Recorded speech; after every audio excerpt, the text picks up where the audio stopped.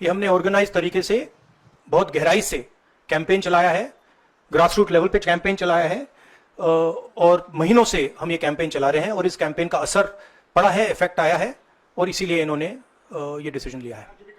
But caste census जो मैंने आपसे बोला, ये दरवाजा खोलने का तरीका है, उसके बाद रियल विकास का काम शुरू होगा।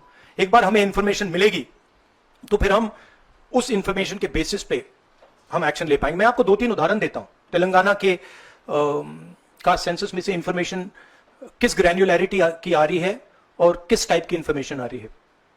तेलंगाना में जो कॉर्पोरेट स्ट्रक्चर है, CEOs, management team, senior management, ownership structure, उसमें आपको एक दलित नहीं मिलेगा, एक आदिवासी नहीं मिलेगा, एक पिछड़े वर्ग का व्यक्ति नहीं मिलेगा। मैं कह रहा हूं एक नहीं मिलेगा, मैं ये नहीं कह रहा हूं कि 1% नहीं मिलेगा, है ही नहीं। 90% of India is not represented there, first. Second, gig workers, जहां जिनके लिए हमने तेलंगाना में और अब कर्नाटक में हम कानून बना रहे हैं। अगर आप गिग वर्कर्स की लिस्ट देखें, जिसको मैं मॉडर्न स्लेवरी कहता हूं, उसमें आपको सिर्फ ओबीसी, दलित और आदिवासी मिलेंगे। तो ये 2 स्ट्रीम्स बन रही हैं।